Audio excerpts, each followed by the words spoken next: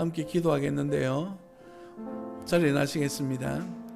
하나님께서 지키시고 도우시는 예배 되게 하시고 하나님의 영광을 드러내는 신령과 진정의 예배가 되게 하옵소서. 우리 함께 기도하도록 하겠습니다. 기도합니다. 살아계신 아버지 하나님, 은혜와 사랑을 감사합니다. 하나님의 놀라우신 은혜와 능력 가운데 함께하여 주시고 오직 주의 영광을 드러내며 주의 이름을 높이며 주의 선하심을 나타내는 귀한 시간 되게 하시고 하나님 앞에 온전히 무릎 꿇으며 소망을 아뢰는 은혜의 시간 되어줄 수 있도록 주님께서 인도하여 주옵소서. 하나님의 영광 받으시는 예배가 되게 하시고 하나님께서 기뻐하시는 산 예배가 되어줄 수 있도록 우리 주님 함께하여 주옵소서. 걸어가신 예수님 이름으로 기도합니다. 아멘. 살아계신 아버지 하나님, 은혜와 사랑을 감사합니다. 거룩하고 복된 날 주님께서 불러주셔서 예배자로 하나님의 이름을 높여 찬양하며 기도하며 말씀을 사모하오니 주님께서 함께하여 주시고 지난 한 주간 지켜주시는 은혜와 사랑으로 또 한 주간 살아갈 수 있는 새 것의 능력 가지고 살아갈 수 있도록 주님께서 이 한 시간 은혜 내려 주옵소서. 하나님께서 우리에게 베풀어 주신 귀한 은혜의 시간, 복된 시간 되게 하시고 말씀이 우리를 이끄시고 인도하시는 은혜가 있도록 인도하여 주옵소서. 거룩하신 예수님 이름으로 감사하며 기도드립니다. 아멘. 찬송가 26장 주님 앞에 찬양드립니다.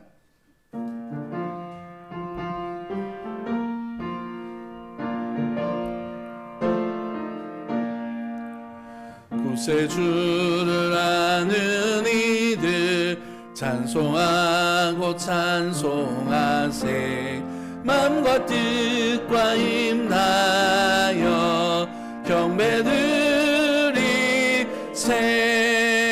주를 알지 못한 이들 주가 친히 인도하사 그의 피로 구속하니 찬송 부르세.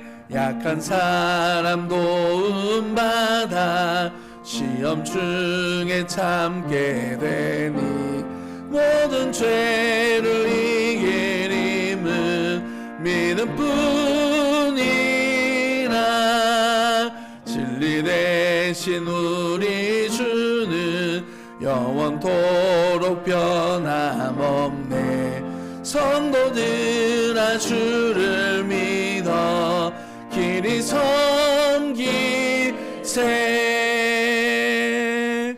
아멘. 교동문 21번입니다. 시편 34편. 교동문 21번 시편 34편입니다.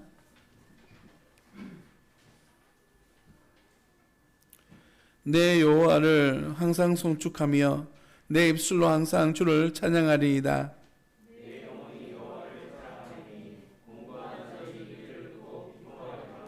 나와 함께 여호와를 광대하시다 하며 함께 그의 이름을 높이세.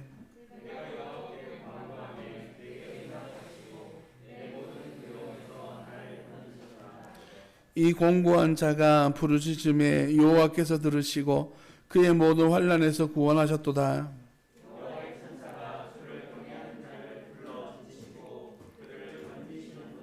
너희는 여호와의 선하심을 맛보아할지어다. 그에게 피하는 자는 복이 있도다.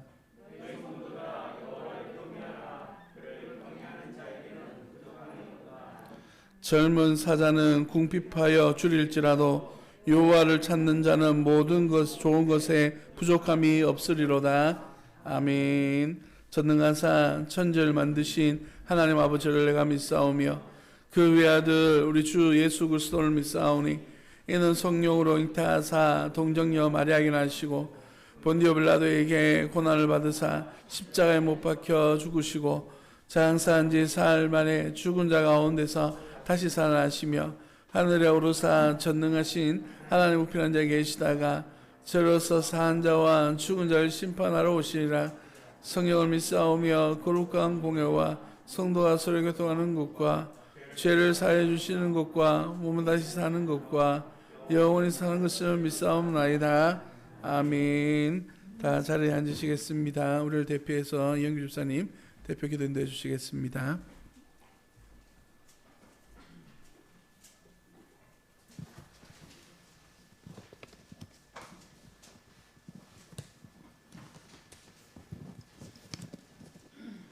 해마른 땅에 단비를 허락하시고 어두운 길에 등불이 되어주시는 하나님 아버지, 언제나 저희와 함께 하시며 선한 목자와 같이 저희를 이끌어 주심에 감사와 영광을 드립니다.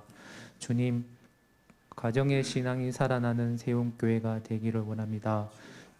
주님이 주신 말씀 안에서 남편은 남편으로서, 아내는 아내로서, 자녀는 자녀로서 서로의 의무를 다하며 하나님께 허락하신 복된 가정이 주님의 말씀으로 깨어나 주님께 드리는 예배와 찬양이 넘치고 기도가 끊이지 않는 가정이 되게 하여 주시옵소서.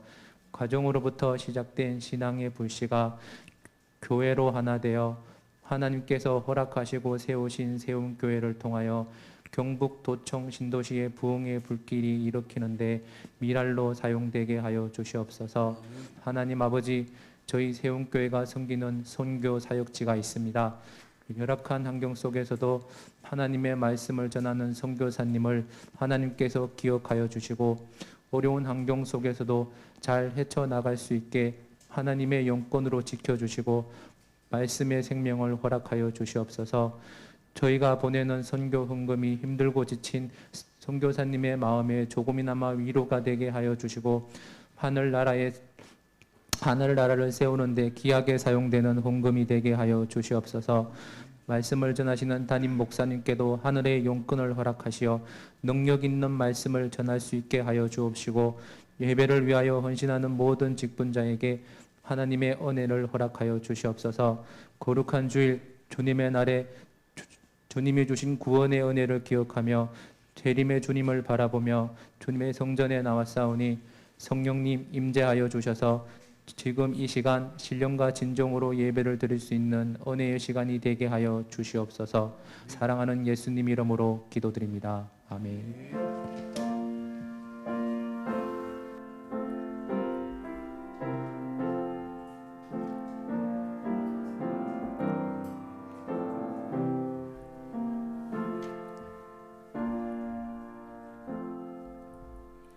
찬송가 208장 우리 주님 앞에 찬양드리면서 준비한 예물을 하나님 앞에 올려드리도록 하겠습니다.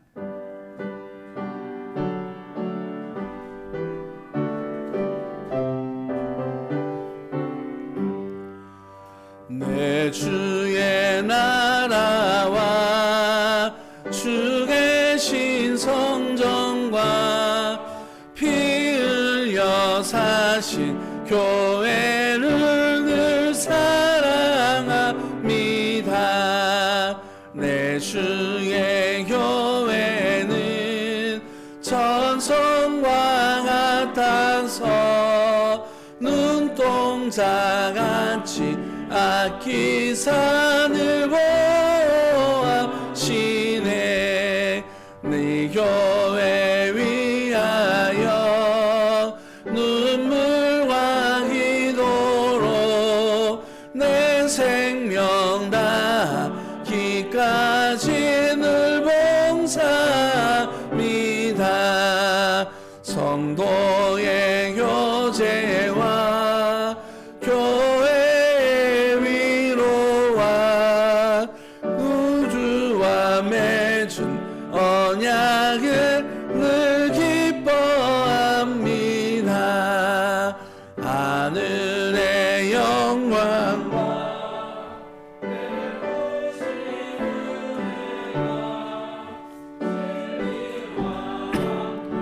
영원히 시온에 넘치네. 아멘. 기도하겠습니다. 복되신 우리 주님께서 우리의 삶을 이끌어 주시고 복되신 우리 하나님께서 우리 인생길 가운데에 역사하심으로 말미암아 하나님 나라를 이 땅 가운데 살며 확장하며 하나님의 영광을 드러내어 복음 증거하는 일에 힘쓰고 애쓰는 주의 몸된 교회가 되어줄 수 있도록 인도하여 주옵소서. 복된 날 주님 앞에 예배함으로 말미암아 우리 안에 거룩하신 하나님의 은혜와 능력을 채워가게 하시고 아버지 하나님 이 땅으로 보냄받은 그리스도의 제자로서의 은혜로운 삶을 온전히 살아갈 수 있도록 주님 인도하여 주옵소서. 주일의 예물을 하나님 앞에 구별하여 드리는 사랑하는 손길 위에 주께서 복의 복을 다하여 주시고 하나님 나라의 영광이 저들의 가정을 통하여 나타날 수 있도록 도와주시며 자녀들이 잘되고 형통한 복을 누리게 하시고 아버지 기도하는 모든 기도의 제목들이 응답되어지게 하시며 하나님의 역사와 영광을 따라 살아가는 믿음의 가정 위에 하나님의 놀라운 복과 사랑을 경험할 수 있도록 주님 인도하여 주옵소서. 아버지 하나님 감사하는 마음을 담아 주님 앞에 귀한 예물로 하나님 앞에 영광 올려드리는 사랑하는 이들을 주님 기억하여 주옵소서. 목사가 주님 앞에 감사 예물을 올려드립니다. 전옥 집사님 주님 앞에 감사 예물을 올려드렸습니다. 신광섬 유희성 권사님 가정에서 감사 예물을 올려드렸습니다. 이영교 집사님 주님 앞에 감사 예물을 올려드렸습니다. 범사에 감사함으로 김혜룡 강명호 집사님 가정에서 하나님 앞에 감사 예물을 올려드렸습니다. 무명으로 주님 앞에 감사 예물을 올려드립니다. 또한 주님 앞에 감사하는 마음으로 하루하루를 살아가는 자들이 함께 모여 하나님 앞에 예배하오니 하나님 역사하여 주시고 영광 받아주시고 더 많은 기도의 제목들 속에 감사하는 제목들 속에 하나님의 영광을 드러내게 하시고 하나님이 기뻐하시는 삶을 온전히 살아갈 수 있도록 주님 복 내려 주옵소서. 홍연아 집사님 1,000번째 헌금을 주님 앞에 드림으로 말미암아 마음의 소망을 주님 앞에 품습니다. 아버지 하나님께서 들으시고 응답하여 주시고 이루시는 하나님께서 놀라운 사랑의 손길을 더하여 주심으로 말미암아 하나님의 영광이 이 땅 가운데 온전히 임할 수 있도록 주님 인도하여 주셔서 기도하며 이루시고자 하시는 모든 것들이 하나님의 역사를 따라 이루어질 수 있도록 주님 인도하여 주옵소서. 또한 생활의 11조로 하나님 앞에 영광 올려드리는 이들이 있습니다. 이경진, 김명심 집사님 가정에서 주님 앞에 생활의 11조를 올려드립니다. 전옥 집사님 주님 앞에 생활의 11조를 올려드렸습니다. 주신 건 하나님의 것인 줄 알아 하나님께 10분의 1을 구별하여 드렸사오니 아버지 하나님께서 기쁘게 받아주시고 아버지 하나님 하나님의 나라가 온전히 땅에 이루어지며 확장되어져 가는 이에 귀하고 아름답게 쓰이는 가정들이 되어줄 수 있도록 주님 인도하여 주시며 하나님께서 기억하시는 복된 가정들이 되게 하셔서 앞날에 하나님께서 더욱더 형통한 복을 누리게 하시고 하나님께서 이끄셔서 하나님의 영광을 드러내는 인생이 되어줄 수 있도록 주님 인도하옵소서. 아버지 하나님 이경진 김명심 집사님 선교 예물을 하나님 앞에 올려드립니다. 죄 몸된 교회가 함께 동역하는 이들과 함께 동역하기 위하여서 귀한 예물을 드렸사오니 우리 주님께서 기억하여 주시고 한 군데 선교단체와 네 분의 선교사님들과 아버지 하나님 두 분의 개척교회 위에도 아버지 하나님의 놀라운 복이 함께하여 주시사 하나님의 역사와 영광이 이 땅에 이루어지는 은혜들을 경험할 수 있도록 주님 인도하여 주옵소서. 몸된 교회가 다음 세대에 대한 비전을 품고 오늘 또 표대를 향하여 달려가오니 주님 기억하여 주셔서 주의 복음을 온전히 증가하는 교회가 되게 하시고 다음 세대를 온전히 세워가는 교회가 될 수 있도록 인도하여 주옵소서. 영광 받으실 우리 주님을 기대하며 거룩하신 예수님 이름으로 감사하며 기도드립니다. 아멘. 이 시간에 광고 말씀을 나누도록 하겠습니다. 주보를 참고해 주시면 감사하겠습니다. 네, 주보를 참고해 주시고요. 우리 2021년도 표가 가정을 세우고 교회를 세우며 나라를 세우는 교회입니다. 그래서 가정과 마을을 세워가는 공동체로서의 사역들을 이어가고 있는데요. 우리가 지난 시간들 가정 예배를 먼저 드립시다 하고 지금 운동을 하고 있는데 가정 예배 드리고 계시죠? 가정이 먼저 하나님 앞에 화목할 뿐만 아니라 하나님의 영광을 드리는 그런 시간들이 되어졌으면 좋겠습니다. 4번 한번 보시겠습니까? 그래서 이제 마을 공동체 예배를 작은 규모로부터 시작해서 먼저 시작하고자 합니다. 참여를 원하시는 가정부터 소그룹으로 시작을 하려고 하니까 여러분 하나님 앞에 예배하고 함께 교제 나눌 분들은 신청해 주시면 함께 할 수 있도록 하겠습니다. 일시는 6월 우리 한 달 중에 한 번 정도 모이려고 생각하고 있으니까 6월 중에였으면 좋겠고요. 신청한 가정과 의논해서 6월 중순에 한번 모일 수 있도록 그렇게 하도록 하겠습니다. 모임 그룹은 최소 2가정이고요. 최대 4가정을 넘지 않도록 그렇게 구성을 하도록 하겠습니다. 식사는 우리 하지 않기로 하고요.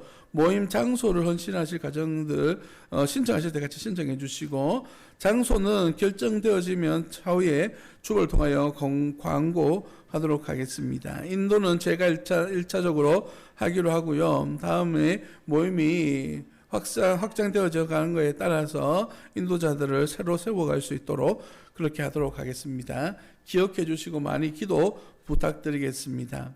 화요 묵상반이 사정에 의해서 수요일로 옮겨지게 되어졌습니다. 수요일 오전 10시 30분에 시작하게 되니까 관심 있으신 분들 그리고 하나님의 말씀을 함께 배워가실 분들 참여하셔서 하나님의 영광을 드러낼 수 있도록 동참해 주시기를 부탁드리겠습니다. 5월 세움교회 사역 가운데 사랑의 식탁 교제와 그 다음에 가족 사진 찍기 두 가지 사역이 있는데요. 여러분 지난 주일날 여러분에게 봉투를 하나씩 나누어 드렸습니다. 혹시나 봉투를 못 받으신 가정 계시면 표시해 주시면 우리 전사님께서 다시 드릴 거고요. 봉투를 드리는 이유는 목사가 여러분 가정들을 섬기면서 또 여러분 가정 어르신들에게 식사 대접도 하고 해야 되는데 형편상 그러지 못하기 때문에 가정에서 직접 이렇게 그렇게 나누는 그런 시간 가지십시오라고 하는 의미가 있습니다.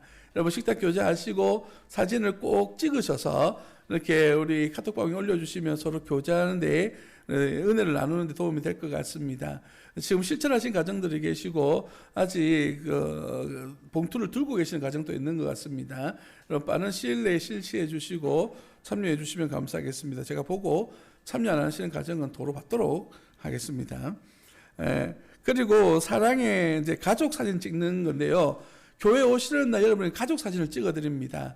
그리고 그 사진을 뽑아서 액자를 만들어 드리거든요. 교회 오실 때 예쁜 옷 입고 오시고요. 사진 찍는 장소는 2층에 가면 하늘타리가 있습니다. 하늘타리에 지금 학생이 카메라를 들고 기다리고 있습니다. 그러니까 여러분 예배 마치시고 내려가시면서 2층에 들르셔가지고 가족 사진 찍으시면 됩니다. 여러분 한 번만 찍지 마시고 매주 오실 때마다 찍어 두십시오. 그래서 제가 사진을 보고 난 다음에 가장 예쁘고 잘 나온 사진을 이용해서 액자를 만들어 드립니다. 그러니까 매년 여러분 아이들과 함께 찍는 사진 또한 부부가 같이 찍는 사진 엄마와 아이가 찍는 사진 이런 것들을 액자로 만들어 가면서 우리 교회가 어떻게 변해되어지고 있고 자녀들이 어떻게 성장하고 있는지를 볼 수 있는 그런 시간들이 되어졌으면 좋겠습니다. 여러분 돈은 안 받으니까 여러분 얼굴만 빌려주시면 됩니다. 여러분 꼭 사진을 찍으시고 그렇게 가시면 될 것 같습니다. 성경 말씀을 함께 보도록 하겠습니다. 민수기 21장 1절에서부터 9절 말씀을 함께 나누도록 하겠습니다.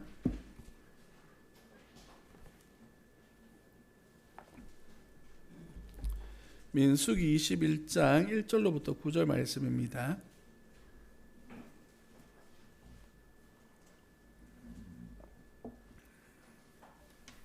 제가 한 절 읽고 여러분 한 절 읽고 교독하도록 하겠습니다. 민수기 21장 1절로부터 9절입니다. 네겝에 거주하는 가나안 사람 곧 아라세 왕이 이스라엘이 아다림 길로 온다 함을 듣고 이스라엘을 쳐서 그 중 몇 사람을 사로잡은지라.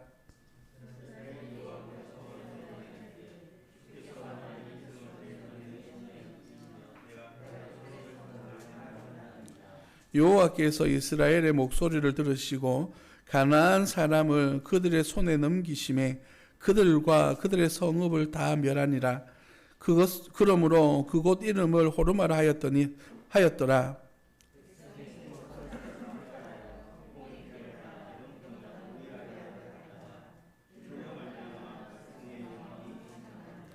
백성이 하나님과 모세를 향하여 원망하되 어찌하여 우리를 애굽에서 인도하여 내어 이 광야에서 죽게 하는가. 이곳은 먹을 것도 없고 물도 없도다. 우리 마음이 이 하찮은 음식을 싫어하노라 하며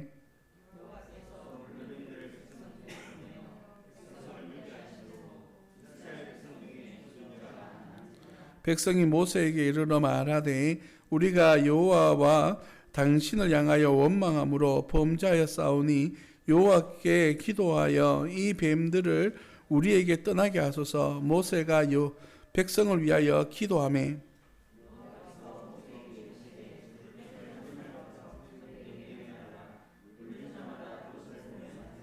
함께 있습니다. 모세가 놋뱀을 만들어 장대 위에 다니 뱀에게 물린 자가 놋뱀을 찾아본즉 모두 살더라. 아멘. 오늘은 주신 말씀을 가지고 굴욕이라고 하는 제목으로 말씀 은혜를 나누고자 합니다. 우리가 오늘 읽은 본문 말씀을 앞서고 있는 20장 말씀에는 1절에는 미리암이 죽었다라고 하는 이야기를 다루고 있고, 바로 앞쪽에 나오는 그 20장 마지막 쪽에는 아론이 죽었다라는 이야기로 본문 말씀을 닫고 있습니다. 미리암이 죽고 아론이 죽었다라고 하는 의미는 이제 광야 1세대가 죽었다라고 하는 말씀의 의미가 있다라고 말할 수가 있습니다. 무슨 얘기냐면 400년 동안 이집트 애굽에서 종살이하던 이스라엘 백성들이 하나님의 은혜와 하나님의 능력으로 가나안 땅을 향하여 출발했습니다. 이 출발한 세대를 광야 1세대라고 부릅니다. 그런데 그렇게 광야길에 들어섰던 이스라엘 백성들이 광야길을 마무리 짓지 못하고 광야 가운데서 다 죽었습니다. 우리가 알거니와 여호수아 갈렙 단 두 사람만 살아서 약속의 땅 가나안 땅에 들어가게 되고 나머지는 다 죽어버린 것이죠. 그리고 광야에서 태어나서 광야에서 자라고 이제 가나안 땅으로 들어가게 되는 사람들, 이들을 광야 2세대라고 부릅니다. 오늘 본문 말씀의 이야기는 이 광야 1세대들이 다 죽었다라고 하는 의미와 함께 광야 2세대들이 어떻게 약속의 땅 가나안으로 들어가게 되어지는가에 대한 이야기를 다루어 주고 있다라고 생각해 볼 수가 있습니다. 지도를 좀 띄워 주시고요. 말씀을 보시면 시내산에서 출발했던 이스라엘 백성들이 가데스 바네아, 저기 파란색과 연결되어지는 부분 있죠. 저기에서 가나안 땅을 정탐하게 되어졌습니다. 그런데 그 결과가 어떻게 되어졌습니까? 그들 잘못된 보고와 잘못된 신앙관 때문에 결국 40년 동안 광야 생활을 하게 됩니다. 그래서 에시온 게벨이라고 하는 밑에 있는데 에돔 왼쪽에 있는 부분 있지 않습니까? 이쪽 지역을 40년 동안 헤매게 됩니다. 구체적으로 말하면 38년입니다. 38년 동안 헤매고 다니다가 다시 가데스 바네아 지역으로 들어가서 오늘 이야기가 시작되어지게 됩니다. 여러분, 광야 여정 속에 오늘 본문 앞서 있는 20장에 보면 어떤 일이 있었냐 하면 저기 에시온 게벨에서 가데스 바네아 지역으로 해서 가나안 땅으로 들어가는 가장 짧은 길 있지 않습니까? 파란색 길. 저 길을 통하여서 이제 들어가려고 했어요. 저게 에돔 땅이었거든요. 그런데 에돔 사람들이 길을 내어주지 않는 겁니다. 그리고 이스라엘 백성들이 국제법에 따라서 길을 빌려주기만 하면, 지나갈 수 있게만 해준다면 그 모든 비용을 지급하겠다. 물 하나도 음식 하나도 그냥 먹지 않겠다라고 이야기했음에도 불구하고 에돔 사람들이 거절합니다. 역사적인 이유가 있는데요. 에돔 사람하고 이 이스라엘 사람하고는 형제 국가입니다. 야곱의 형인 에서의 후손들이 바로 저 에돔 땅을 차지하고 있는 사람들이었습니다. 그리고 에돔 사람들 가운데는 상처들이 있었는데 무엇이냐 하면 장자의 고난, 하나님의 축복을 저 이스라엘 사람들에게 빼앗겼다. 야곱과 야곱의 후손들에게 빼앗겼다라고 하는 피해의식이 있었습니다. 그래서 그들이 우리 땅을 지나가는 것을 용납할 수가 없었던 것이죠. 그래서 그 길로 들어서는 것조차도 거절하게 되는 그런 모습들이 있는 겁니다. 이스라엘 사람들 입장에서는 짧은 길로 갈 수 있는 기회가 있었기 때문에 그들과 싸워서 전쟁을 통해서 승리하고 나갈 수도 있었습니다. 충분히 이스라엘 백성들에게는 군사력도 있었고 힘도 있었거든요. 그런데 그렇게 하지 않았습니다. 왜냐하면 하나님의 약속이 그들 가운데 전달되어져 있었기 때문입니다. 신명기 2장 말씀을 보시면 이렇게 이야기하고 있습니다. 신명기 2장 4절로부터 5절 말씀입니다. 너는 또 백성에게 명령하여 이르기를 너희는 세일에 거주하는 너희 동족 에서의 자손이 사는 지역으로 지날진대 그들이 너희를 두려워하리니 너희는 스스로 깊이 삼가고 그들과 다투지 말라. 그들의 땅은 한 발자국도 너희에게 주지 아니하리니 이는 내가 세일산을 에서에게 기업으로 주었음이라 라고 말하고 있습니다. 하나님의 말씀에 순종하여서 이스라엘 백성들은 이 에돔 사람들과 분쟁을 일으키지 않고 차라리 한 바퀴 더 돌아서 더 먼 길로 가겠다라고 마음먹은 것입니다. 그래서 그들은 그 길을 돌아서 가는 것이죠. 여기에서 우리가 가질 수 있는 마음은 뭐냐면 자존심이 상한다라는 것입니다. 이스라엘 백성들 입장에서 이 광야 2세대 입장에서는 이제 며칠만 더 가면 갈 수 있는 그 거리를 이 에돔 사람들 때문에 더 이상 갈 수 없어서 2년이라고 하는 시간을 더 보내야 되는, 결과적으로 2년이라고 하는 시간을 더 보내게 되는 그런 원인이 되어지니까 그들 마음속에는 답답함들이 생겼을 것입니다. 그것뿐만이 아닙니다. 계속해서 어떤 일이 벌어지냐 하면 아론이 죽었습니다. 아론이 죽은 사건은 광야 2세대들의 마지막이다라고 말할 수도 있지만 그들이 왜 죽었을까라고 생각해 본다면 하나님 앞에 불순종하고 불신앙하는 것이 결국 광야 생활 가운데에서 죽음을 맛보게 되는 고통이고 고난이다라고 하는 사실을 발견하게 되는 것입니다. 제가 장황하게 이 이야기를 서론적인 이야기로 설명하는 이유는 오늘 우리 본문 말씀에 등장하는 21장 1절로부터의 나오는 3절까지 이야기의 온전한 배경이 되어지기 때문입니다. 여러분, 지금 이 가나안 땅에 들어가고자 하나님의 말씀에 순종해서 이 에돔과 싸우지 않고 그리고 광야 1세대들의 죽음들을 경험해왔던 이 2세대 사람들은 태어나면서부터 광야에서 태어났고 광야에서 자랐고 광야에서 생활했습니다. 신명기 말씀에 의하면 이 광야 생활에 대해서 기록할 때에 신발이 헤어지지 않았고 옷이 떨어지지 않았다라고 말하고 있습니다. 아침 저녁으로 하나님이 주시는 만나와 메추라기를 통하여서 그들은 하나님의 은혜를 경험하며 살아왔습니다. 눈을 뜨고 바라보는 것은 오직 하나님뿐이었고 하나님의 약속인 성막 가운데서 구름 기둥이 떠오르면 이동하고 머물면 머물게 되는 하나님의 말씀에 따라 인도하심을 따라 온전히 살아왔던 광야 2세대들, 완전히 새로운 세대였음을 성경은 이야기하는 것이죠. 그래서 오늘 본문 말씀 21장 1절 말씀에 네겝에 거주하는 가나안 사람 곧 아낫의 왕이 이스라엘이 아다림 길로 온다 함을 들었다라고 말합니다. 이 아다림 길은 원어적으로 표현해 보면 정탐꾼의 길이라고 하는 뜻을 가지고 있습니다. 40년 전에 정탐꾼이 정탐했던 그 경로를 따라서 지금 이스라엘 백성들이 올라가고 있는 거예요. 그러니까 가나안 땅에 직접적으로 들어가게 된 것이죠. 그러니까 가나안 땅에 살고 있었던 이 아낫이라고 하는 왕이 군대를 일으켜서 기습 공격을 해온 겁니다. 그래서 사람들을 잡아간 것이죠. 여러분, 이쯤에서 광야 1세대들과 2세대들의 차이를 볼 수가 있습니다. 1세대들은 문제만 생기면 어떻게 반응했습니까?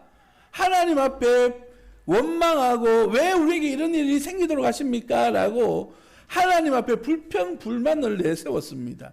그리고 이 광야길을 이끌고 있는 아론과 모세에게도 불평을 쏟아놓았었던 경험들이 있었습니다. 그러나 오늘 광야 2세대들은 어떻게 반응하고 있습니까?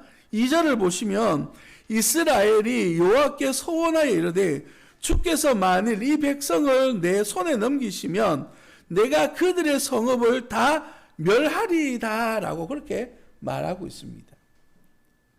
광야 2세대들은 달랐습니다. 하나님 앞에 엎드릴 줄 알았고 하나님 앞에 기도할 줄 알았고 문제를 해결하는 방법들을 하나님을 통하여서 해결하고자 하는 지혜를 얻은 사람들이었습니다. 왜냐하면 광야 38년 동안에 그들은 광야에서 하나님만을 보아왔고 하나님의 인도하심을 받아왔기 때문이었습니다. 사랑하는 성도 여러분, 여기에서 우리 첫 번째 은혜를 발견하기를 원합니다. 광야 1세대들이 불신앙 가운데서 다 죽어갔지만 그들과 다른 2세대들을 남겨놓았다라고 하는 사실입니다. 이게 왜 중요하냐 하면 우리가 지금 살아가고 있는 삶의 현실 속에서 어려움과 힘겨움들이 있습니다. 그리고 우리가 살아가는 일상의 일들 속에서 우리 자녀들을 양육하고 세워가는 과정 속에서 나와 같은 이 어려움의 삶을 살지 않도록 우리 다음 세대, 우리 자녀들을 하나님의 말씀으로 양육하고 있는 것 아니겠습니까? 내가 힘겨운 삶을 살았던 그 순간들을 내 아들, 내 딸은 그렇게 살지 않았으면 좋겠다 라고 하는 마음으로 다음 세대 자녀들을 양육하고 있는 겁니다. 여러분 어떻습니까? 여러분의 마음은 어떻습니까? 처음 예수님을 믿으신 분들은 예수님을 믿는 것이 얼마나 힘든지 잘 압니다. 그래서 어떨 때에는 가족들이 너 예수쟁이 됐나? 라고 말하면서 내 재산은 누가 드리냐? 라고 말하면서 가족들로부터 핍박당하기도 하고 버림받기도 합니다. 심지어 친구들로부터 친하게 지내왔던 지인들로부터 이제 떠나버리는 이런 경험들도 하게 되기도 합니다.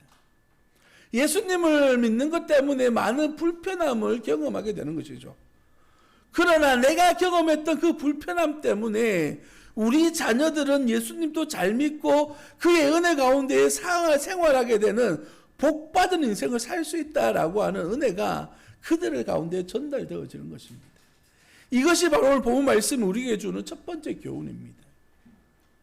우리가 광야 같은 이 세상 가운데에서 거칠게 살아간다 할지라도 우리 자녀만큼은 하나님의 말씀과 은혜 가운데에 은혜롭게 살아가고 성장하고 하나님의 영광을 드러낼 수 있도록 우리는 그리스도의 마음으로 사랑하는 마음으로 다음 세대들을 우리 자녀들을 잘 양육하기를 예수님 이름으로 축복합니다. 과거에 병원에 입원한 적이 있었습니다.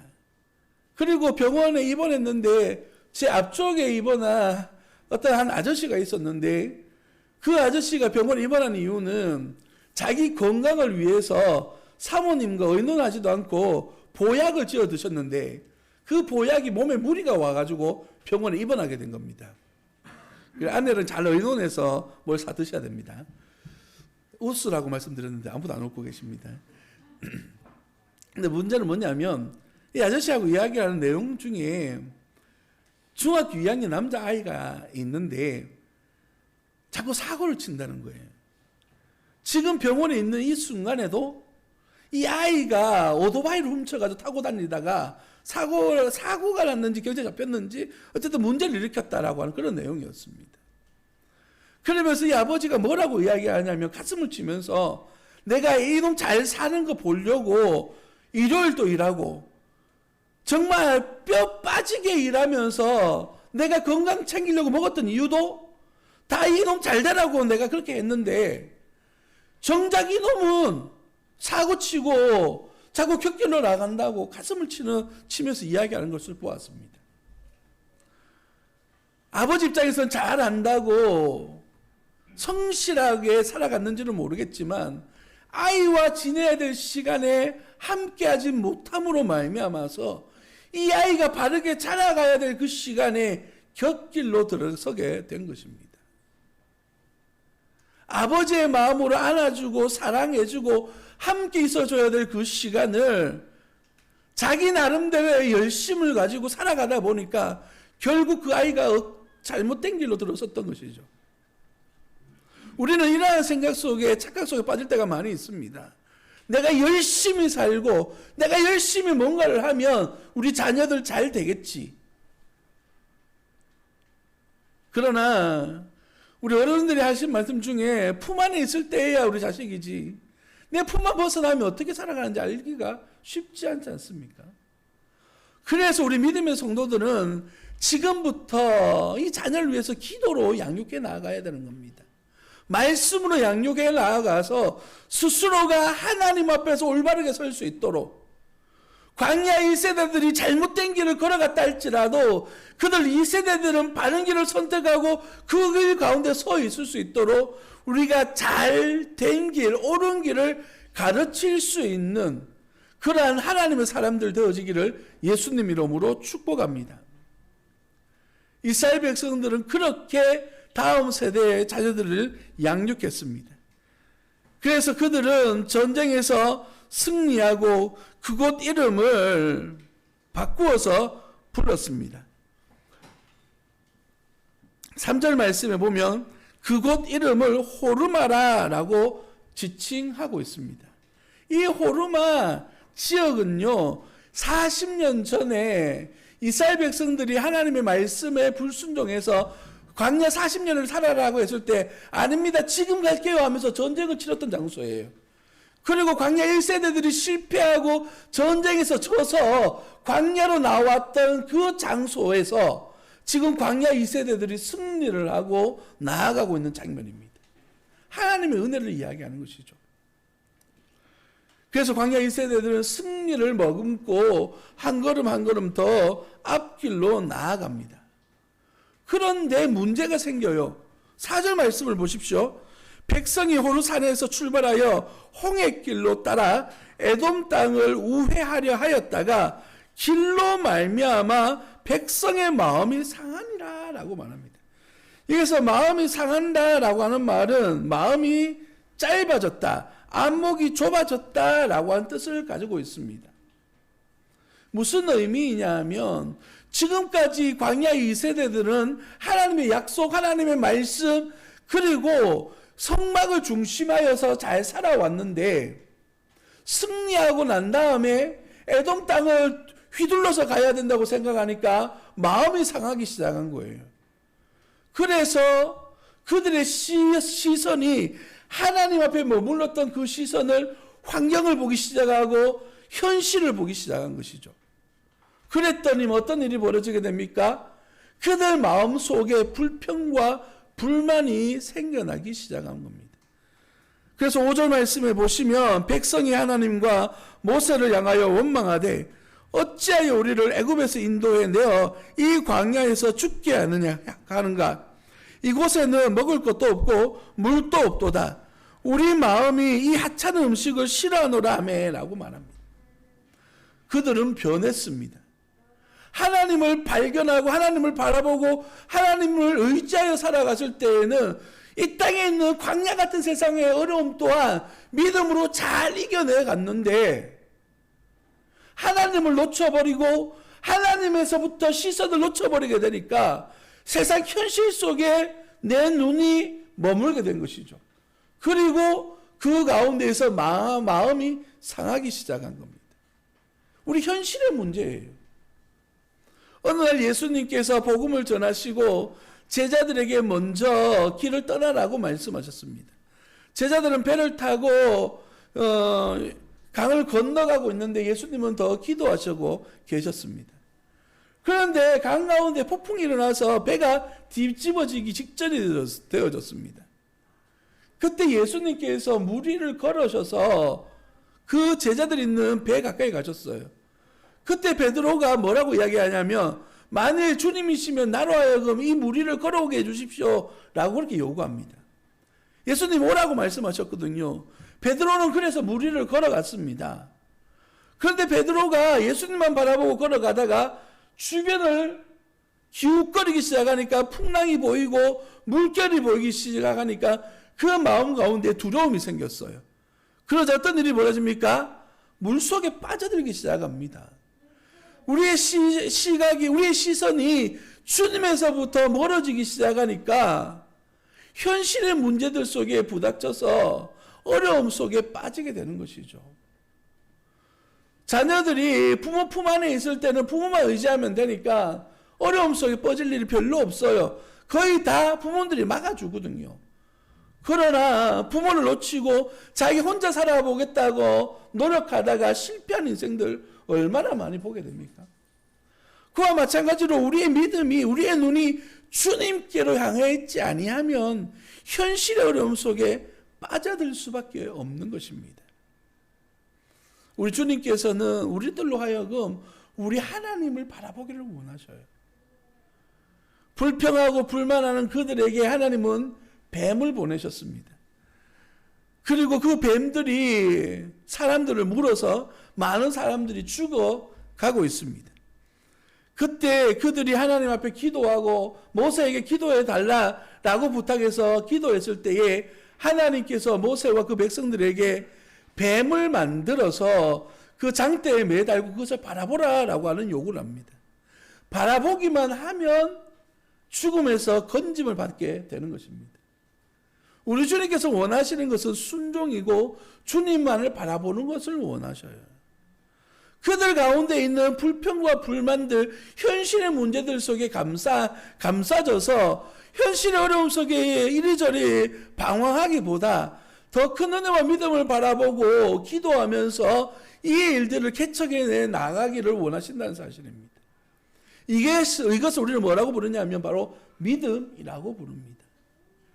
우리 자녀들이 이러한 믿음 가운데 성장해 나아갈 수 있도록 우리 자녀들에게 하나님의 말씀으로 주님만을 의지하도록 우리가 하나님의 말씀을 양육해야 될 책임이 있는 사람들입니다. 이스라엘 백성들의 불평과 불만을 보십시오. 5절 하반절에 보시면 이렇게 이야기합니다. 이곳에는 먹을 것도 없고 물도 없도다. 우리 마음이 이 하찮은 음식을 싫어하노라 라고 말합니다. 그들이 이 하찮은 음식이라고 표현하고 있는 것이 뭡니까? 하나님이 주신 만나를 이야기합니다. 만나는 하나님께서 특별한 은혜로 주신 거예요. 38년 동안에 하나님께서 그들을 배 굶지 않도록 농사하지 않아도 먹을 수 있도록 풍족하게 주신 것, 이것이 바로 만나였는데도 불구하고 그들은 하나님의 사랑을 하찮은 것으로 여기고 있습니다. 이 하찮다는 뜻은 비참하고 끔찍하다라고 하는 뜻을 가지고 있고 성경에는 유일하게 이 본문에만 등장합니다. 하나님의 보시기에 얼마나 그들이 범죄하고 그들의 모습이 얼마나 악한지를 보여주는 그런 단편적인 예라고 말할 수 있습니다.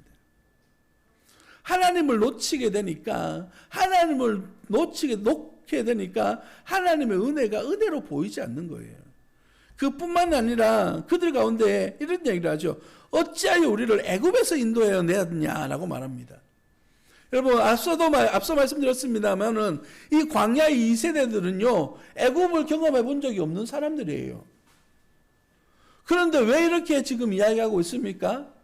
광야 1세대들 부모님들이 불평불만했던 걸 보고 배워서 그대로 지금 따라하고 있는 것입니다. 정말 편히 죄송합니다만은 나쁜 건 빨리 배워요. 그래서 그들이 잘못된 방향을 선택하고 잘못된 길에서 지금 방황하고 있는 것이죠. 굴욕이라고 하는 제목을 정해보았습니다. 왜냐하면 그들 2세대들은 하나님이 기뻐하시는 사람들이었고 약속의 땅에 들어가야 될 하나님의 사람들이었고 축복의 통로들이었습니다. 그런데 그들이 지금 굴욕당하고 있습니다. 왜 때문에요? 그들의 잘못된 판단들 때문에, 그들의 잘못된 생각들 때문이에요. 하나님을 의지했을 때에는 1절과 3절에서 나온 것처럼 그들이 하나님의 은혜와 승리를 경험할 수 있었지만 하나님을 놓치게 되니까 그들은 굴욕 가운데 거하고 있는 것이죠. 말씀을 마무리하고자 합니다. 저와 여러분들, 여러분의 자녀들을 어떻게 양육하고 어떻게 세워가기를 원하십니까? 내가 없어진 그 자리에도 굳건하게 서서 그의 삶을 잘 살아가기를 원하지 않습니까? 그러기 위해서는 아이들에게 지금 무엇을 남겨주고 물려줄 것인가 고민하시기를 예수님 이름으로 축복합니다. 내가 가진 것을 남겨주기 위해서 노력하기보다는 하나님의 말씀과 하나님의 사랑, 스스로가 하나님의 은혜의 삶을 살아갈 수 있는 그러한 경험들을 남겨주시기를 예수님 이름으로 축복합니다. 그래서 여러분이 이 땅이 없어진 그 땅이 그날이 되어졌을 때에도 우리 자녀들은 하나님의 은혜 속에 믿음 가운데 든든히 세워져서 그들이 축복의 삶을 온전히 살며 하나님의 영광을 드러내는 축복의 통로에서의 삶, 성경에서 약속되어진 3, 4대까지 이르는 1000대까지 이르는 하나님의 복이 축복의 명문 가정을 이룰 수 있는 그런 은혜가 있기를 예수님 이름으로 축복합니다. 잘되고 형통하기를 원한다라고 말씀하셨던 그 말씀처럼 여러분과 여러분의 가정이 잘되고 하나님의 형통함을 누리시기를 예수님 이름으로 축복합니다. 기도하겠습니다.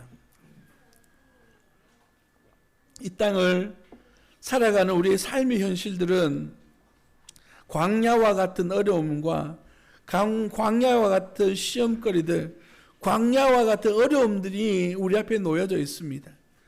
그러나 우리의 시선이 그 어려움에 쌓여서 한 발자국도 앞으로 나아가지 못한다면 그처럼 어리석은 인생이 없을 것입니다. 우리의 눈을 들어 하나님의 은혜를 바라보게 하시고 하나님의 비전을 바라보게 하시고 하나님께서 축복하실 내일들을 소망하면서 걸을 수 있는 믿음의 성도들이 되어줄 수 있도록 인도하여 주옵소서. 네가 잘되고 우리 가정이 복받는 하나님의 은혜를 경험할 수 있도록 주님 인도하여 주옵소서. 너는 내게 부르짖으라. 내가 네게 응답하겠고 네가 알지 못하는 크고 비밀한 일을 내게 보여주시겠다 약속하셨던 것처럼 우리의 인생을 하나님 앞에 드림으로 말미암아 나도 잘될 뿐만 아니라 우리 자녀들이 더욱더 잘되어서 하나님의 영광된 삶을 누릴 수 있도록 자자손손 하나님의 영광된 은혜의 삶을 살아갈 수 있도록 주님께서 인도하여 주옵소서. 광야 1세대와 같은 우리의 삶 속에서 광야 2세대와 같은 하나님의 사람들이 일어날 수 있도록 주님께서 복 내려주시고 지혜로운 삶을 온전히 살아갈 수 있도록 잘 양육할 수 있도록 주님 새 힘 더하여 주옵소서.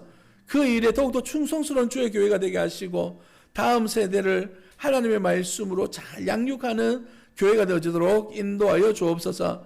거룩하신 예수님 이름으로 감사하며 기도드립니다. 아멘. 찬송가 406장 우리 주님 앞에 찬양드립니다.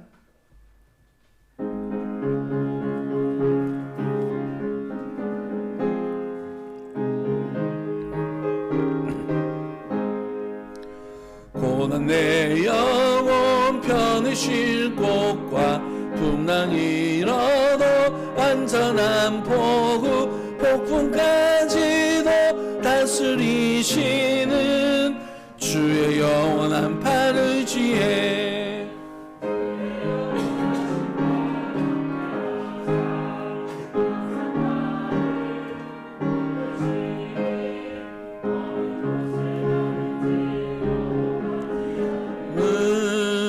주의 팔을 의지함이라. 세상 친구들 나를 버려도 예수는 함께 동행함으로 주의 은혜가 충만하리니 주의 영원한 팔을 지혜 주의 영원한 심판 함께 하사 항상 나를 붙드시니 어느 곳에 가든지 요동하지 않음은 주의 팔을 의지함이라. 나의 믿음이 연약해져도 미리 예비한 힘을 주시며 위태할 때도 안보하시는 주의 영원한 팔을 지혜 주의 영원한 심판 함께 하사 항상 나를 붙드시니 어느 곳에 가든지 요동하지 않음은 주의 팔을 의지함이라. 능지 못한 것 주께 없으니 나의 일생을 주께 맡기면 의의 모든 짐 대신 지시는 주의 영원한 팔을 지혜 주의 영원한 심판 함께 하사 항상 나를 붙드시니 어느 곳에 가든지 요동하지 않음은 주의 팔을 의지함이라. 아멘. 기도하겠습니다. 지금은 우리 주 예수 그리스도의 은혜와 우리 하나님의 무한하신 사랑과 성령 하나님의 위로하시고 교통하심의 역사가 하나님께서 세우시는 복된 가정, 하나님의 말씀 안에서 살아가는 복된 가정, 하나님이 사랑하시는 복된 교회를 이루기 위하여 오늘도 헌신하며 살아가기를 소망하는 모든 성도들의 머리 위에와 저들의 자녀들과 가정 위에 영원 무궁토록 함께 있을지어다. 아멘.